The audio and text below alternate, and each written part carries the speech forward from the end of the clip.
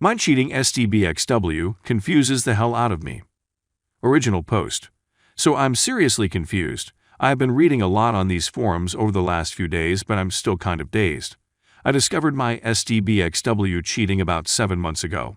I went through all the heartache, the denial, the pain, the pick-me attempts. I was seriously depressed for a long while. I never confronted her, but I was a total mess. She must have known I knew. She just didn't care, I guess, or at least I assumed that. About 2-3 months ago, I was just done with it all. Done with her, done with the marriage, I just didn't care anymore. I completely checked out of the relationship and started preparing for divorce and my new life to come. I avoided my wife as much as possible. I tried to stay out of the house when she was home. I would not engage in conversation. When she asked me a question, I would only answer yes, no, or maybe, or I don't know. I even left the divorce lawyer's bills out in the open. She must have known I was checked out and preparing to divorce. Kids even asked me about it. Even they could see what was going on. He even did the "we both love you" speech. It's not your fault sometimes grown-ups can't be together anymore, etc. My wife was actually in the room and must have heard me talk to the kids. She didn't comment or object. I took her silence as consent. Anyways, a few days ago, I met a girl I used to know in school before I ever met my wife. We always had this tension between us. Some kind of chemistry. We would always flirt and be touchy, but we never actually did anything about it. Let's call her Monica, because I think she looks like Monica Bellucci. Monica and her family moved away before I found the guts actually do anything about it. I regretted that for a long time, but I was young, shy, and I hadn't been thinking about Monica for a long time actually. I haven't seen her for years, but as soon we met, the tension between us was palpable. Even more than I remember, and communication was effortless. She actually asked me out. I explained the situation to her with my STBXW. I told her I wanted to be officially separated before I started dating. I wasn't going to cheat. Monica respected that. She gave me her number and told me to give her a call as soon as I was done doing what I had to do. She told me she never married, and she was really excited to get to know me again. I was even more excited that the encounter motivated me to finally confront my wife and officially get separation and divorce going. I was really happy when I went home and sat down waiting for my wife.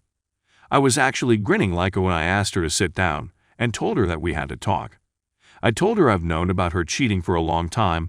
I told her I assumed that she knew I knew, especially since I checked out of our relationship for the last 3-ish months. She didn't seem to mind that I no longer care. So, I told her I want to start dating and get on with my life. I concluded my speech with, "All taken into consideration, it's time for us to get divorced, don't you agree?" Her reaction was totally not what I expected. She started crying, not just regular crying either. Like a desperate soul-breaking noise. I have never heard anything like it. She was blabbering excuses, asking for second chances, that the affair didn't mean anything. We could fix this if we try counseling, etc. I was a bit shocked. I thought she would be happy. I told her she could go and be with this guy without guilt. He is obviously more important to her than her family. If he wasn't, why go with him in the first place? She must have known this would destroy us. Can't possibly be that. Can she told her as she believed we needed fix our family or our marriage. The time to do that would have been 7 months ago before she had the affair. Now it's too late. It's broken beyond repair. Didn't think we had any problems in our marriage. She didn't talk to me and I am not a mind reader, so whatever it was I had no way of fixing it. Since she started this affair with the other guy, she obviously thought something was wrong or missing. Something that was so wrong that it couldn't be solved by talking to him. Something had to be so lacking or so wrong that she was okay with having our children grow up in a broken from there on in. If not, why do it? I clearly and calmly explained that there is no way for her to ***** this guy for the last 7 months, and there is no way to undo the pain and his suffering she caused me. The pain she caused that made me arrived at this point of basically being indifferent. Or actually, I kind of hate her guts. I'm simply being civil for the sake of being able to co-parent our children in the future. I told her I didn't believe she ever cared about me. No person that cared even a little for someone else would put them through this kind of pain. They would not betray them in such a way that she had done. Her telling me that she loves me has no meaning or credibility, because her actions conclusively prove otherwise. She became completely incoherent at this point. I could not make heads or tails of anything she said. It's just a jumbled mess. In the end, I had to call her sister. because honestly I wasn't going to take care of her. Her sister showed up, and after I explained what was going on, she took her away. I felt tremendous relief when they were gone. I could finally breathe for the first time in 7 months. I don't know what I'm looking for here. She must have known this was going to happen. She must have wanted it. She can't possibly be that she thinks this behavior, these choices she made, would result in anything other than divorce and a broken family. She is beautiful. She is smart. Our marriage was great up until she started her affair. I have accepted that life changes. I have moved past it. No, she is pretending like she loves me, that she wants us to remain married and a family. What could possibly be her motivation to have this major drama at this point? What could she gain? I mean, she couldn't possibly expect us to try to reconcile at this point. It must be some kind of ploy. I just can't figure out it is. I have lots of evidence of her cheating. I live in a European country, and this would mean no alimony or anything for her. Could that be it? Is she afraid I will out her? Could that be it? She wants me to feel sympathy so I don't tell people about what she did.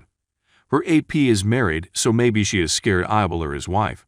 I just can't get my head around it. Anyway, I just had to get this out of my head.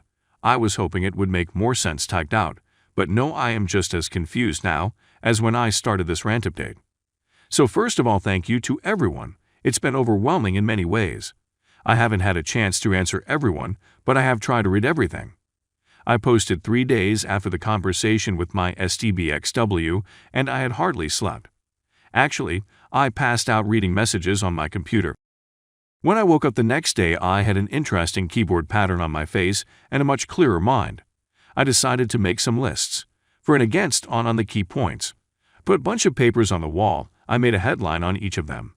Our kids. How to behave when meeting the wife. My marriage. Monica. Questions to ask my wife, etc. The final document is too big to retype here, so I will just cover some of the main points. My goal was trying to figure out what core principles I wanted in place and what are the most important things that I wanted to focus on. Then I went through each of those and evaluated whether or not I would actually be able to achieve anything meaningful from it, and what would be a meaningful result in the case I got anywhere. As for the kids, they are my #1 priority. I will increase my efforts to help them deal with this. More individual counseling, family counseling. I will arrange trips and spend more quality time together and make new memories. I will also involve the rest of the family on my side to drown them in love and help them through this. I will also talk to their teachers, coaches, etc. I want to make sure their support system is immediate and everywhere. I got an STI test, and I've also booked DNA testing of the kids. Just thinking they might not be mine makes me very uncomfortable, but I have to make sure for their sake. If they're not mine, maybe there is some medical history they need to know about. What if they want to reach out to the real father when they get older? How will they see me if I don't act now to make sure? Hopefully they are mine, and I will be stressed until I get it confirmed one way or the other. After talking alone to their therapist first, they joined us and we explained everything carefully and let them ask as many questions as they wanted. I repeated over and over and over again that they could come to me with anything. I am their dad. I love them more than anything, and I will always, always be there for them. Whatever they need, no matter what. As for my marriage, I came to the conclusion that I can never trust my wife again. Without trust, it's not possible to have a relationship. I also came to the conclusion that I do not love my wife. I don't love the person she has become. My love for her used a very big part of me, but she killed that with the affair. It totally changed my perception of her. Maybe I could learn to love her again, but to be able to do that I would have to want that. And TBH, I don't want to. Better to end it and get on with our lives. I no longer want this marriage. I don't want our relationship. I don't want her. The part of me that loved her, the part of me that used to feel endless joy and happiness when thinking about her, that now fills me with dread and memories of pain. Actually, any thought of association with her causes me serious discomfort at the moment. Divorce is inevitable, I think, and I want to get it done as soon as possible. As for Monica, I talked a lot to her. I had some concerns based on the feedback I had here on Reddit. Maybe it wasn't such a good idea to jump into a new relationship. He also didn't want to bring her into my mess, and let's face it, my life is a total mess at the moment. She disagreed. She said life is messy. Might as well see how we deal with that together while dating. I found out why she never married. She was engaged actually. Her fiancé died unexpectedly in a work accident almost 5 years ago. This devastated her, and even though she had gone on a few dates since, she had not been able to form a connection with anyone. From her perspective, life is short and you have to take risks whenever a true opportunity presents itself. I explain how I don't want to start anything until after the divorce is official. I don't want to cheat while I am technically married. She agrees and respects that. I also talked about how it could be perceived if we all of a sudden were an item out in the open for everyone to see. It would be easy to try to frame her as the homewrecker. I don't want that, she agreed, and we will wait a little bit after it's official, until we do anything. I feel incredibly drawn to Monica. This phone call is a borderline emotional affair in my mind, so I will not contact her again until I am done with legal separation. We agreed that I would get my affairs in order and contact her when I was ready, and we would see what we do then. When it came to planning the meeting with my wife, I wrote down some principles on who I want to be.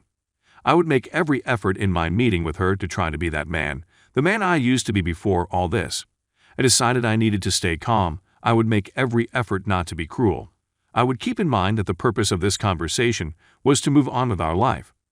The purpose was to be able to co-parent as good as possible for our kids. Still, I prepared a list of questions to try to understand her thinking of how this affair, and also what she was thinking about moving forward. I was not going to be deceitful. I was not going to give her false hope that there was a chance to reconcile just to get a postnup or some benefit in divorce. I have decided to act as fairly as possible. I will divide all assets with her equally. We will have 50/50 custody. Even though she has acted terribly towards me, I will not use her as a role model. I will act so I can stand by my actions today, tomorrow, and 20 years from now. I hate her for what she did to me, what she did to us, to our children. But I love the memories of the good times we had together while it lasted. And I love our children that we created and raised together. I will try to remember her in this light, moving forward, not her cheating. I can't carry hate in my heart, so at some point I need to forgive her so I can move on. Up until the point she cheated, I think we had a very good marriage. We would make love every day. We spent a lot of quality time together. We hardly ever argued. We sacrificed for each other willingly. I was actually very open with her up until I discovered her infidelity. I believed she was open with me as well, but now her actions shows this not to be the case. So Saturday came and I went to see her. Her sister had warned me that she was not in good shape. She was not wrong. My STBXW looked absolutely horrible, bloodshot eyes, swollen face, unkempt hair. She looked many sizes smaller than I remember, like she had imploded into herself. I doubt she has slept or eaten much this week. We all sat down and my wife was shaking almost uncontrollably. I felt surprisingly calm. I felt for her obvious pain, but not as a loving spouse. I felt for her pain like I would feel for an actor in a movie I was engaged in. I don't know how to explain the feeling really. It confirmed that I probably don't love her anymore. I just sat there and waited for her to collect herself enough to speak. She started several times, but would break down crying. Watching her, it's clear it's not an act. I have seen her cry many times before, but never like this. I guess people can fake cry, but I doubt anyone can fake the look of crying nonstop for a week mixed with soul torturing and giant bubbles. When she finally started talking, it was like a dam burst. She apologized every second word. Surprisingly, she didn't try to excuse herself or shift the blame to me. Her sister cried as well and would from time to time berate her. It also became clear that her sister had warned her this would happen. Apparently, it's how her sister lost her fiancé a year back. I didn't know that. Her sister's cheating gave my wife a midlife crisis of sorts. She started to think about cheating a lot. In the end, it seems she did. This because she got infatuated, a crush on the guy, and couldn't help herself. She never believed I would find out, or that anyone would get hurt. It was a completely selfish thing. She was apparently very happy in our marriage. She convinced herself that she deserves this fling, and that I probably supported her choice if I knew how happy she was at the time. She convinced herself that this affair would pass, and we would all go back to living happy family lives ever after. She had no idea I had found out, and only when I started to check out did she start to question what was going on. I learned she broke up with the AP about 1.5 months ago. The buzz had started to wear off. She gave me her phone to check, and she had blocked him. When I unblocked him, messages dating back 1.5 months started pouring in. She had been trying to re-engage me in our marriage, but I hadn't shown any interest of having anything to do with her. Up until I sat her down, she was convinced that we would be able to find a way back together, and that we would end up stronger than ever.